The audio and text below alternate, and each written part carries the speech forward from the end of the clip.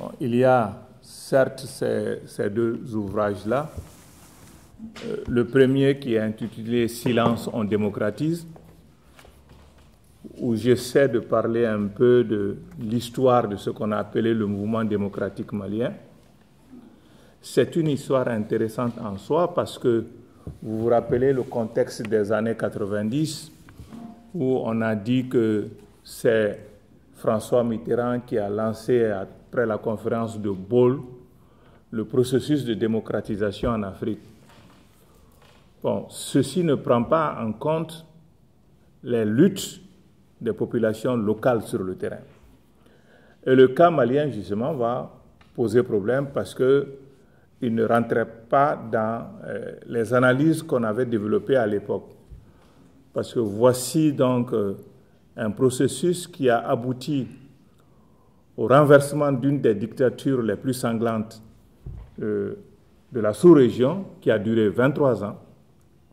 Et ça a été une bataille populaire, une bataille aussi sanglante. Parce que si dans les autres pays, par exemple comme au Bénin, où on a assisté à une transition, que je dirais plus ou moins pacifique, d'une dictature militaire à un régime démocratique, au Mali, il a fallu des combats de rue qui ont été très violents, très sanglants. Et ce qui était étonnant à l'époque, c'est que c'est une libération qui a été réalisée par le fait d'un mouvement populaire, pas d'un coup de pouce initié quelque part, comme on a l'habitude, poussé en avant. Et donc c'est ce qui fait que ce processus-là était devenu intéressant, parce qu'on l'a estimé comme étant un cas exceptionnel en Afrique à l'époque. Et beaucoup de gens sont venus essayer de comprendre cette expérience. Le Malien était devenu subitement un modèle, et le Mali, un modèle démocratique achevé. Et au départ, ça posait beaucoup de problèmes parce que même la France était un peu froide par rapport à cette expérience malienne. Je me rappelle de l'époque, c'était Roland Dumas qui était ministre des Affaires étrangères qui disait qu'à Bamako se passaient des événements préoccupants alors qu'il y avait des combats des rues et que des gens mouraient lors de ces batailles avec une armée. Et donc, quand il y a eu le renversement de Moussa Traoré, moi j'ai fait partie du gouvernement de transition en tant que ministre de l'Éducation. Il y avait ATT à l'époque qui était le président donc, de cette transition. Mais là aussi, il faut rappeler que ce ne sont pas en fait les militaires qui ont réalisé le changement au Mali. C'était un mouvement civil. Mais déjà, il y avait des contradictions à l'époque dans ce mouvement civil. Dans ce mouvement civil, qu'est-ce qu'il y avait? Il y avait des partis politiques clandestins qui, depuis le coup d'État de 1968, ont commencé à travailler dans la clandestinité, ont essayé d'organiser des mouvements de résistance, donc partis politiques clandestins. Et ce sont les militants de ces partis politiques clandestins qui se sont retrouvés aussi dans les luttes syndicales, dans les mouvements syndicaux, qui se sont retrouvés également dans les associations de tout genre. On a créé des associations pour la promotion des libertés publiques. On a créé des journaux, donc on est devenus des journalistes aussi occasionnels. On a créé des groupes de théâtre, donc ce fut aussi un segment qu'on a utilisé. Le cinéma aussi a été mobilisé. On a utilisé des associations de femmes. Donc ça veut dire qu'on a essayé de faire bouger tous les segments de la société pour créer cette dynamique populaire qui est parvenue à bout de la dictature donc, de Moussa Traoré. Mais donc un tel mouvement, bien sûr, avait ses contradictions. Et c'est parce qu'il y avait ces contradictions-là, finalement, que les militaires ont apparu pour prendre le devant de la scène. C'était une atmosphère bon enfant à l'époque, mais déjà les questions essentielles par rapport au devenir du mouvement démocratique se posaient. Par exemple, quelle va être la nature du nouveau pouvoir? Ce sont des questions qui ont été rapidement esquivées. On a dit on verra plus tard, on verra.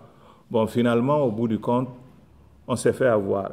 Et cela a permis de récupérer cette dynamique de lutte et donc d'essayer d'en faire un modèle. On a dit la démocratie malienne, c'est un modèle. Et je me rappelle le premier président démocratiquement, qu'on a dit démocratiquement élu, Alpha Oumar Konaré, on l'a présenté un peu partout comme une sorte de professeur de démocratie. Ses collègues africains l'appelaient le professeur de démocratie. On faisait un peu la leçon à tout le monde. On en était fiers, mais à l'interne, on savait qu'il y avait beaucoup de problèmes. Il y avait beaucoup de problèmes. Bon, ces débats-là, on les étouffait et donc on les faisait taire pour présenter donc la démocratie malienne comme étant une démocratie parfaite et un modèle à examiner. Et c'est ce qui explique un peu le titre du premier volume, « Silence, on démocratise ». Donc là, bon, il faut éviter de poser toutes ces questions-là. Il y a un modèle qui est là, donc allons-y, la démocratie est belle. Mais c'est un modèle démocratique qui a été importé, notamment c'est le modèle français qu'on a copié dans beaucoup de domaines. Même la constitution malienne, quand vous lisez la constitution malienne de 92, mais juste, ça continue toujours, c'est coupé-collé. Donc là où il y a France, on enlève et puis on met Mali. Quand vous prenez tous les textes maliens, c'est pratiquement comme ça. Donc c'est les textes simplement qu'on a repris. Et à l'époque, on nous avait envoyé lors de la conférence nationale des experts français, des constitutionnalistes, des juristes. On a dit, bon, c'est ça qu'il faut faire, c'est comme ça qu'il faut faire. Bon, on a fait comme ça. Mais c'est une véritable catastrophe aujourd'hui. D'ailleurs, ça ne marche pas chez vous, à plus forte raison chez nous. Donc, Silence en démocratise essaie d'examiner ce parcours chaotique et contradictoire du processus de démocratisation au Mali, avec ses points forts, avec ses faiblesses, mais aussi en faisant apparaître certaines figures, parce que aujourd'hui, notre jeunesse est en manque de repères. Donc, je peux dire que ces deux ouvrages ont été écrits à l'intention de la jeunesse, parce qu'on s'est dit, attention, le retour de la manivelle aujourd'hui est tel que certains donnent le sentiment que c'était mieux au temps de la dictature parce qu'il n'y avait pas autant de désordre, de laisser-aller, d'insécurité, de corruption. Et donc la dictature était meilleure à la démocratie. C'est ce qu'on dit. Et ceux qui ont géré, les politiciens de cette époque-là même, haussent de plus en plus le ton, disent Moussa Traoré, c'était bien. Ce sont les démocrates qui sont venus tout foutre en l'air. Et que s'il y a aujourd'hui l'insécurité, c'est parce que la démocratie a détruit l'armée, a détruit l'État. Et donc aujourd'hui, donc, on est dans l'impasse. On est dans l'impasse, c'est la faute à vous, démocrates qui avez lutté contre cette dictature-là. Mais, donc il y a ces figures-là, il y a ces rappels pour dire que cette période a été une période effroyable dans l'histoire moderne du Mali et qu'en aucun cas, cela ne saurait être une référence pour la jeunesse d'aujourd'hui. Donc, Silence on démocratise parle de ça, de certaines figures, parce qu'on a perdu beaucoup de camarades. Des camarades sont morts, d'autres ont laissé beaucoup de séquelles. Donc, il y a eu beaucoup de souffrances dans cette période-là. Et le premier volume essaie de retracer cela. Le deuxième volume, intitulé « Le Festival des brigands », parle beaucoup plus de ce qui s'est passé après, dans les années 2010 jusqu'à aujourd'hui, en référence donc à des propos du premier président malien, Modibo Keïta. Modibo Keïta qui a dit un jour que quand les propriétaires deviennent des spectateurs, c'est le festival des brigands. Aujourd'hui, on peut dire que le Mali est devenu le champ d'action des brigands. C'est un véritable festival de brigands. Il y a des brigands nationaux, évidemment, qui sont les complices de cette situation, où chacun essaie de prendre sa part dans le cadre de ce désastre généralisé, de cet affaiblissement de l'État. On peut même dire qu'il n'y a plus d'État, tellement la situation est devenue catastrophique. Il y a des brigands aussi régionaux parce que ceux qui arrivent au Mali ne peuvent pas se comprendre si on ne fait pas un peu le tour des enjeux autour des pays voisins, notamment deux pays, le Burkina de Blaise Compaoré et la Mauritanie actuelle. Le chef d'État n'a pas encore changé. On a pu régler le compte de Blaise Compaoré, bon, mais les méfaits restent là. Parce que Blaise Compaoré, la Mauritanie, et le Burkina de Blaise Compaoré et la Mauritanie ont été la tête de pont de la France dans cette partie du Mali. Officiellement, la France est intervenue en 2013, mais déjà en 2010, elle avait commencé à poser les jalons d'une intervention française au Mali. D'abord, en positionnant des forces spéciales au Burkina Faso, et deuxièmement, en construisant une base militaire à Nema, près de la frontière entre le Mali et la Mauritanie. Et c'est principalement de ces deux bases-là que la France va se projeter dans son intervention. Évidemment, il fallait trouver le prétexte et donner un habillage à tout cela. Et donc, on a diffusé dans la presse avec beaucoup d'insistance qu'il y avait des colonnes djihadistes qui venaient du nord et qui descendaient pour Bamako. À l'époque, on avait estimé ce groupe-là à 500 bonhommes, lourdement armés. Mais aujourd'hui, on se pose la question de savoir comment 500 bonhommes, même lourdement armés, peuvent franchir autant de distance, près de 1000 km, avec quelle logistique, venir occuper une ville de 2 millions d'habitants. Je ne sais pas comment ils allaient le faire. Mais aujourd'hui, on se rend compte que c'était simplement de l'arnaque. Et qu'en réalité, donc, et puis on sait aujourd'hui que la date officielle de l'intervention française est une date qui a été truquée et que déjà les Français étaient intervenus avant cette date officielle. On sait aujourd'hui que l'ambassadeur de France à l'époque a dû chercher le président de la transition pendant 2 bonnes heures pour lui faire signer une lettre qui avait été rédigée par la France pour demander l'intervention du Mali, et l'intervention de la France au Mali pour donner donc un aspect légal à cela. Et d'ailleurs, le problème c'est que la lettre initiale qui avait été rédigée par le président de la transition demandait simplement un appui aérien, mais pas d'intervention au sol. Bon, bref, on se rend compte que c'est une affaire montée de toutes pièces et qu'en fait, qu'est-ce qui se passait à Bamako à cette époque? On était à la veille donc d'une sorte de révolution populaire. La gestion catastrophique de ATT à l'époque avait créé donc un désastre, d'abord dans la partie nord du Mali, parce que ce sont les accords de 2006 signés entre ATT et les groupes rebelles sous le parrainage donc de l'Algérie qui avaient dégarni cette partie nord du Mali. Donc, les casernes militaires qui existaient à l'époque, on les a repliées vers le sud. Et donc, cela a permis donc, à ces gens de s'incruster déjà dans cet espace. Il faudrait se rappeler que les premiers terroristes, les premiers djihadistes, étaient essentiellement des trafiquants, notamment de marchandises. Ça a commencé par la cigarette. Iyad Ghali était un trafiquant de cigarettes. Mokhtar Ben Mokhtar était un trafiquant de cigarettes. On le surnommait même Mr. Marlboro. Donc, c'est des gens qui ont commencé par le trafic de cigarettes.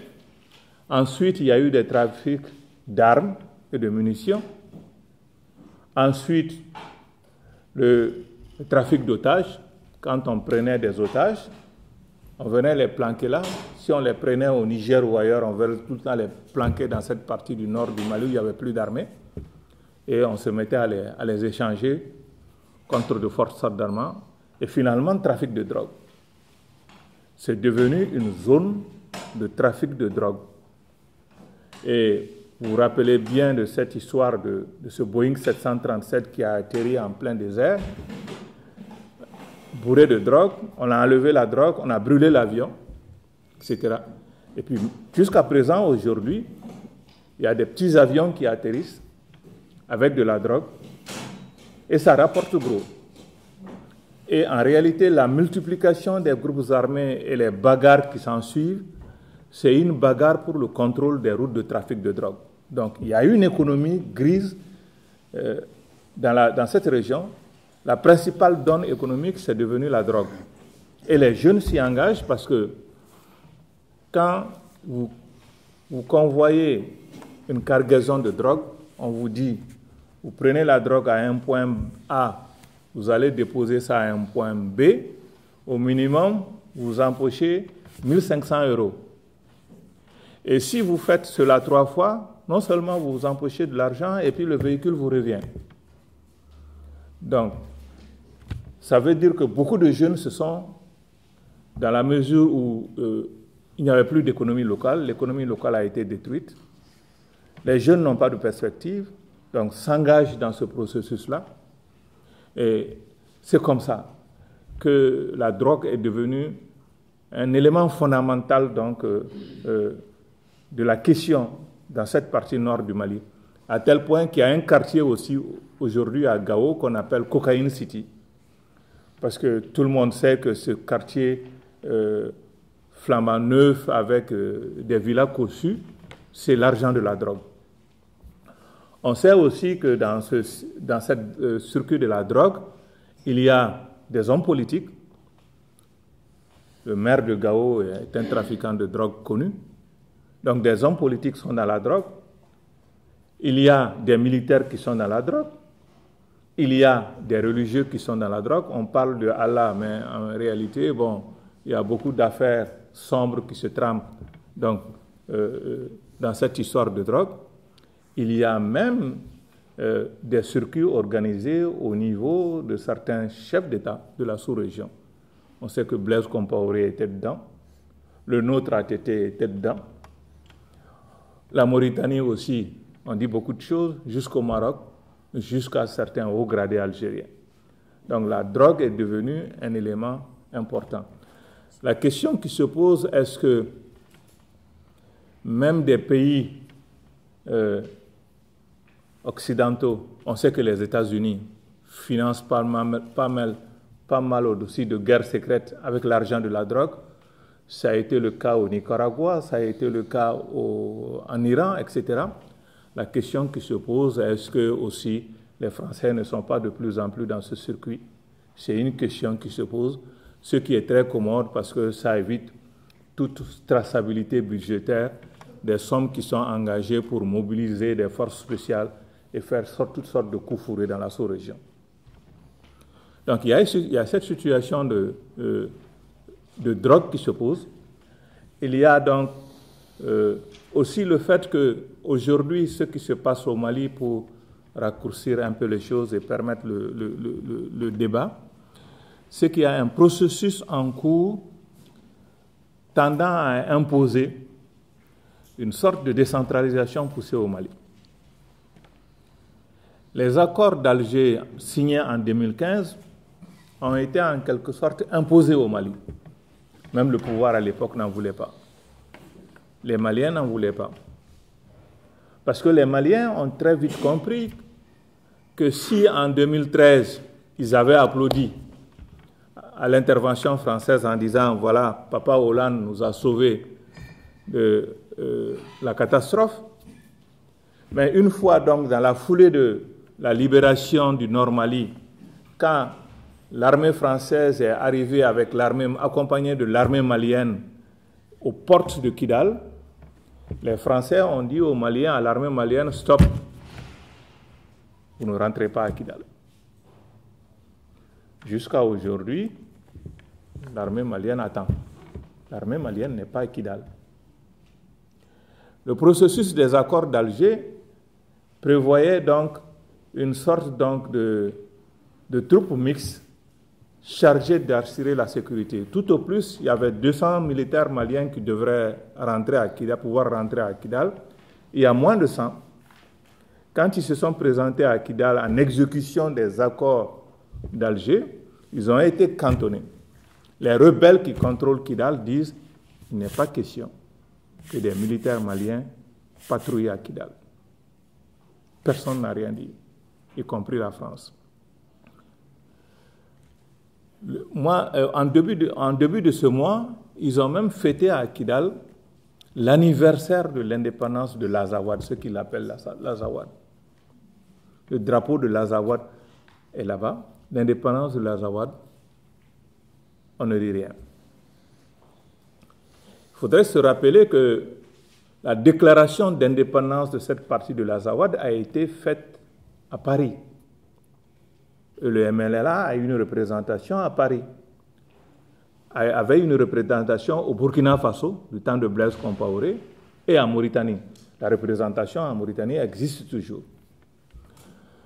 Et donc, jusqu'à présent, on n'arrive pas à comprendre, enfin, on le comprend. En tout cas, que la France ne veut pas que l'État malien prenne pied véritablement à Kidal.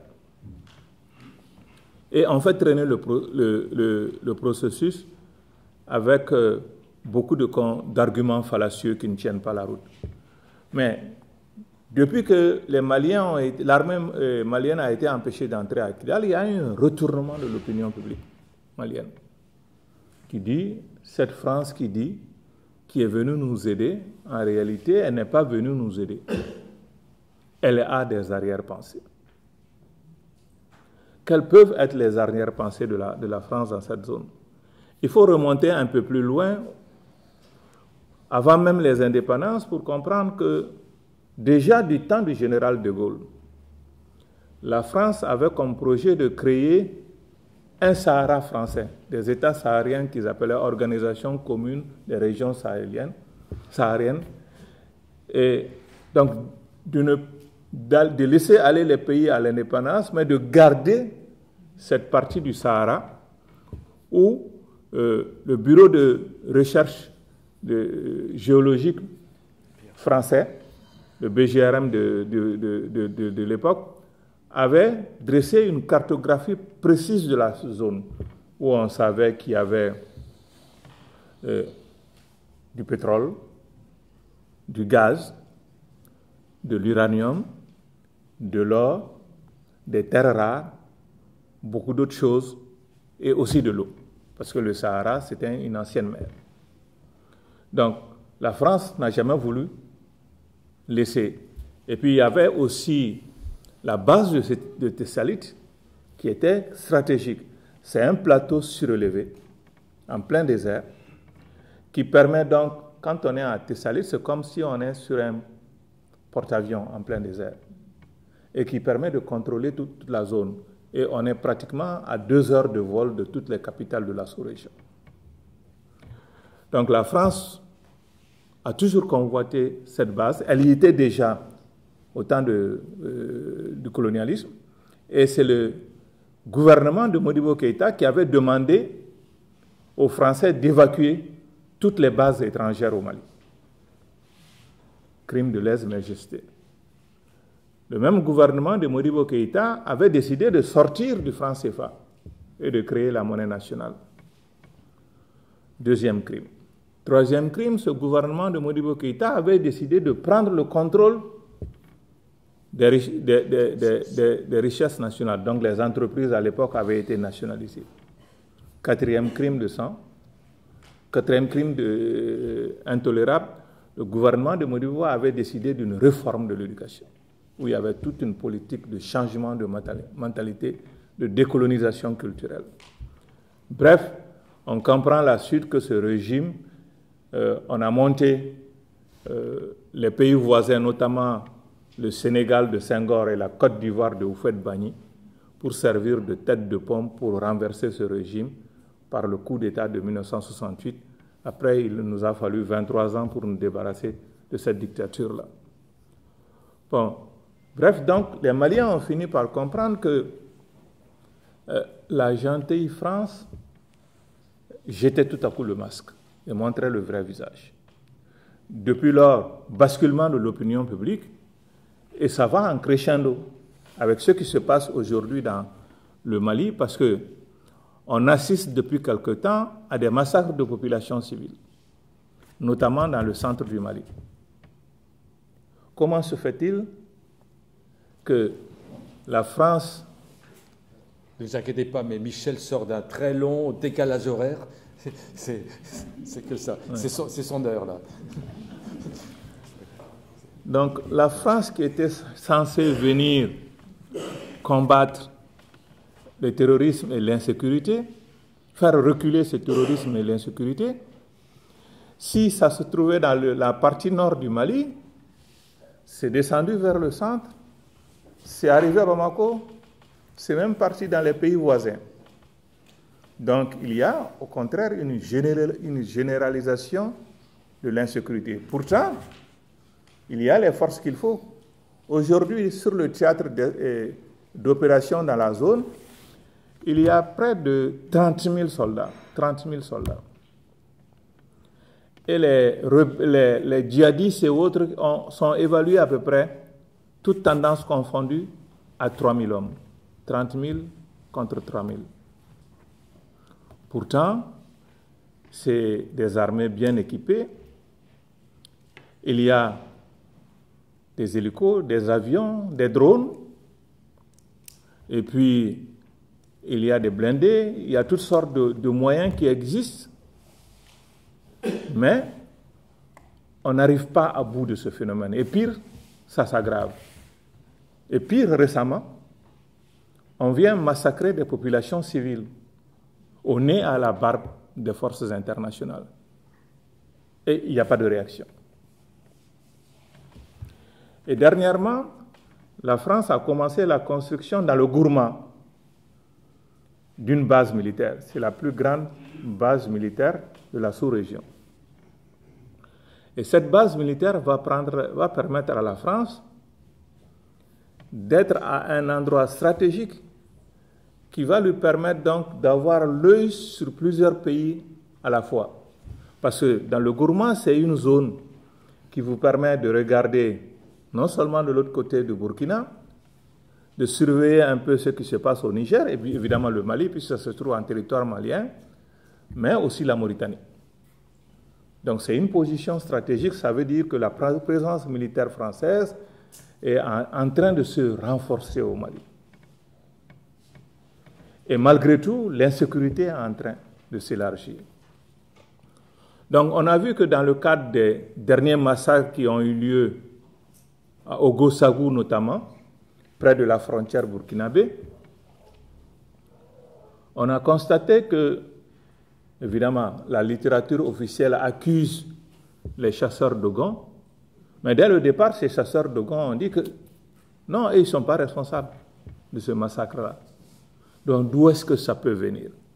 Grand point d'interrogation. Ce qu'on a constaté sur le terrain, c'est que ces différentes attaques qui se font là, il y a un modus operandi plus ou moins semblable. D'abord, ce ne sont pas avec les armes traditionnelles que portent les associations de chasseurs, ça se fait avec des armes de guerre et parfois des armes modernes. Il y a eu quelquefois des roquettes qui ont été utilisées. Donc ce n'est pas des chasseurs traditionnels qui savent manipuler des roquettes.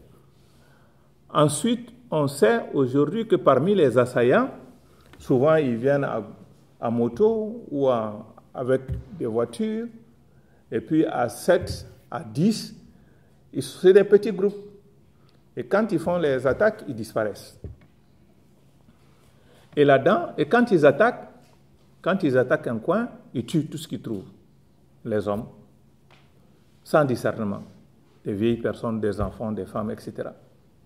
Ils brûlent les greniers, ils tuent les animaux. Ça veut dire que c'est une zone qui devient un espace, subitement un désert. On rase tout. La question que beaucoup de gens se sont posées, c'est de savoir est-ce que des gens qui ont cohabité ensemble des siècles et des siècles durant peuvent être capables de telles atrocités sur leurs propres concitoyens. On s'est rendu compte que parmi les assaillants, les gens souvent parlaient une langue qui n'est pas la langue du milieu. Donc, de plus en plus, des hypothèses sont formulées pour dire que souvent ces attaques-là sont principalement le fait de mercenaires qui viennent d'ailleurs. Des hypothèses sont faites, notamment à partir du Burkina, où il y a eu des éléments de l'ancienne rébellion qui étaient plus ou moins téléguidés en sous-main par Blaise Compaoré. Est-ce que ce n'est pas une stratégie de déstabilisation toujours en sous-main de Blaise Compaoré? Est-ce que ce ne sont pas une partie de ces éléments qui remontent jusqu'au Mali? Il y a eu des attaques, notamment celle de Guiré. Là, on sait que c'est des groupes qui viennent donc de Mauritanie, parce qu'à la frontière Mali-Mauritanie, il y a la fameuse forêt du Ouagadou. Donc, ils viennent de Mauritanie, ils font des attaques, après ils se replient en Mauritanie. Curieusement, il n'y a jamais d'attaque en Mauritanie même. Et la Mauritanie ne bouge pas. On sait très bien qu'il y a un deal entre la Mauritanie et ces terroristes, comme il y avait dans le temps un deal entre Blaise Compaoré et ces terroristes. Donc il y a beaucoup de questions qui se posent. Et quand on connaît la configuration des villages dans le centre du Mali, on sait qu'en réalité, il n'y a pas de village purement Dogon, de village purement Peul, de village purement Bamana. Tous ces villages-là sont des villages à visage multi-ethnique. Si on prend le cas de Ogosagou, Ogosagou, ce n'est pas un nom Peul, c'est un nom Dogon. Donc pourquoi à Ogosagou, on serait allé tuer uniquement des Peuls? Évidemment, il y a certains Dogons qui disent que non, à Ogosagou, on parle des Peuls, mais aussi il y a eu des Dogons qui ont été tués. Donc problème. Et l'armée malienne est partie ramasser quelques pauvres airs qui avaient été blessés, les présenter comme étant des suspects. Mais en réalité, ce sont plutôt des victimes. Donc, qui sont les forces cachées derrière ces différentes agressions? Grand point. Est-ce qu'il n'y a pas là une sorte de stratégie du chaos qu'on est en train de dessiner dans la sous-région, ce qui expliquerait bien les choses. D'autant plus qu'aujourd'hui, on sait qu'il y a eu récemment des attaques à la frontière du Ghana. Donc le Ghana commence à être touché. Le Togo aussi commence à être touché. Le Bénin aussi commence à être touché. Est-ce que ces groupes djihadistes-là ne sont pas en train de s'étendre jusque dans le golfe de Guinée? Et d'où viennent-ils? Ce qui expliquerait un peu la blague de Lavrov par rapport donc à la France quand il dit « mais les Français font croire qu'ils combattent les terroristes au Mali, mais ce sont les mêmes terroristes qui protégeaient en Syrie, qu'ils ont utilisés en Syrie contre Assad, qu'ils ont utilisés en Libye pour renverser Kadhafi, et aujourd'hui qui sont au Mali. » Donc il y a beaucoup de questions qui se posent. Ce qui fait qu'aujourd'hui, il y a un désamour très prononcé des Maliens par rapport à la présence française, ce qui explique les manifestations qui se font à Bamako qui demandent le départ des troupes françaises. Et la dernière a été organisée le 5 avril dernier, où certains évaluent à près d'1 million de personnes dans la rue qui sont venues dire donc à bas la France, demande le départ des troupes françaises et des Nations Unies. Parce que depuis qu'ils sont là, on n'a plus la paix. Au contraire, on est dans l'insécurité généralisée. Donc, il y a les mêmes phénomènes que l'on sent monter au Niger. Il y a des manifestations anti-françaises. Au Burkina Faso, en Côte d'Ivoire, où il y a donc ce ressentiment anti-français qui est en train, même au Tchad, monter. Ça veut dire donc que de plus en plus, les populations sont en train de chercher à comprendre et de plus en plus, ils indexent quelque part la responsabilité de la France. Évidemment, la France a beau jeu de dire qu'il n'y a pas que les Français qui sont intéressés par les richesses minières, il y a aussi les Chinois. Effectivement, il y a des militaires chinois dans l'aménagement, mais les militaires chinois ne sont pas des troupes combattantes, ce sont des ingénieurs et des médecins. Évidemment que les Chinois sont intéressés par l'uranium qui est dans le nord du Mali, probablement par le pétrole et le gaz, et puis des tas de métaux qui existent dans la zone. Mais si vous vous rappelez du nom de code de la première intervention française au Mali, c'est Serval. Le Serval, c'est un animal qui urine un peu partout, comme pour marquer son territoire et signaler aux autres, attention, ce territoire est occupé, il y a un propriétaire déjà, faites attention. Donc, on crie aux Chinois, alors que soi-même, on a des intentions parfois pas très louables. En tout cas, c'est la situation actuelle. Ce qui complique davantage la situation en Mali, c'est la montée aussi, pas seulement au nord, mais au centre même, à Bamako, des mouvements religieux. Cela remonte aux années 2010, quand il y a eu le vote de la loi sur le code familial, c'était au temps de ATT. Et ce nouveau code familial accordait des droits nouveaux aux femmes, et les religieux ont protesté. Ils se sont mobilisés. Ils ont réussi à faire reculer le gouvernement et à annuler cette loi. Et depuis lors, il y a une montée en force de ces religieux-là. Évidemment, entre-temps, la classe politique, les partis politiques se sont complètement discrédités et n'arrivent plus à mobiliser grand monde. Donc aujourd'hui, ce sont les religieux qui mobilisent et les partis politiques sont à la traîne derrière les religieux.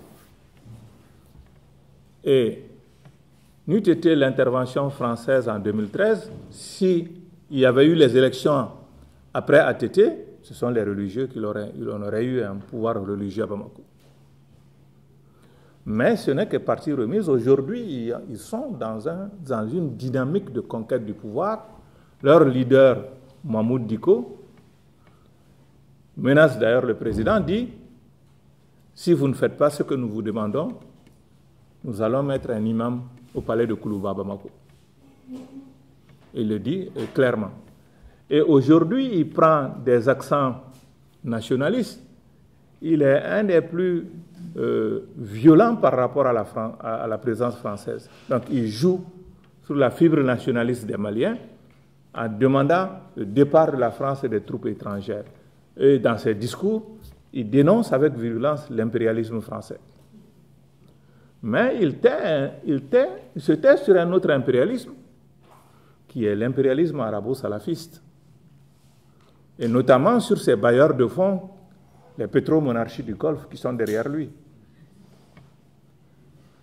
Quand on réfléchit un peu, on voit qu'il y a une collision entre ces deux impérialismes.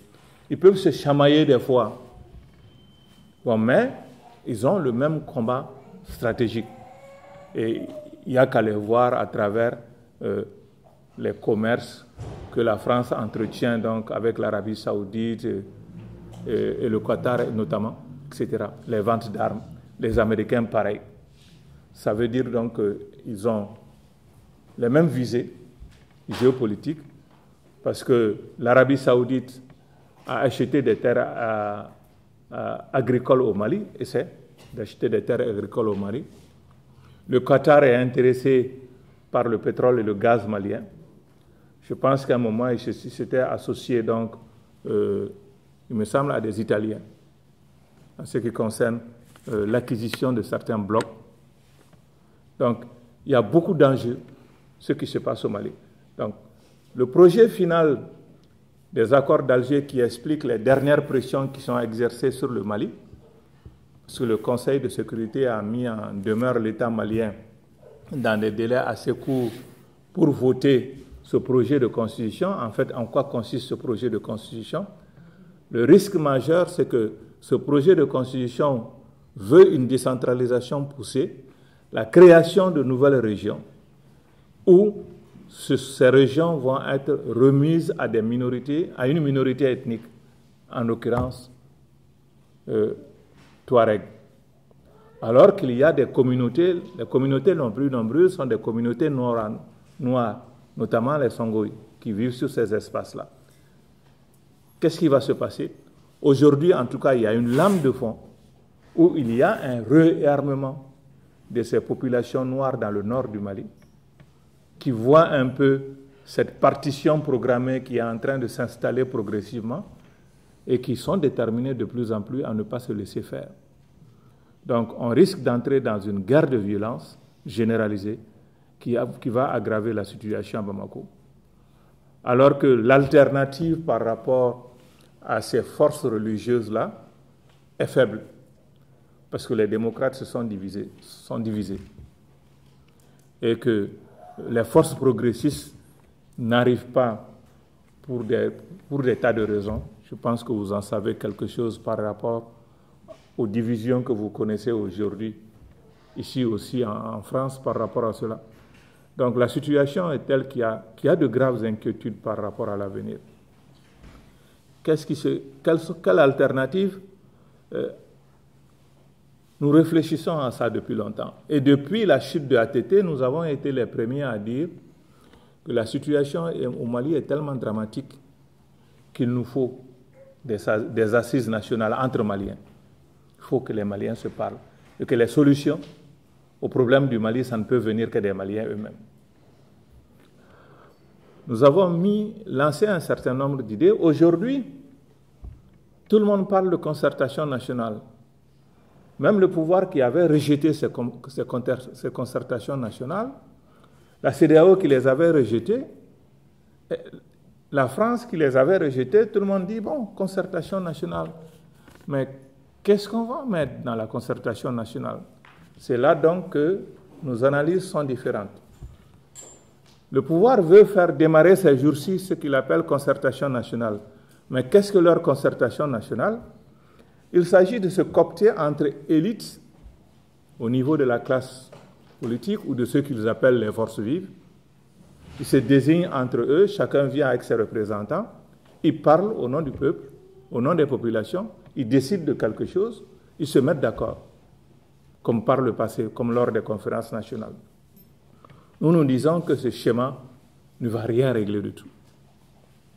Au contraire, nous disons depuis un certain nombre de temps, il faut reconstruire, refonder l'État malien et la démocratie malienne à partir d'un processus qui va de la base, en mobilisant les populations, en faisant la force essentielle de cette dynamique du changement. Et c'est à travers ces assises nationales qu'on va poser les problèmes fondamentaux du pays et esquisser les solutions. Et en même temps, profiter de cette occasion pour faire émerger un nouveau leadership.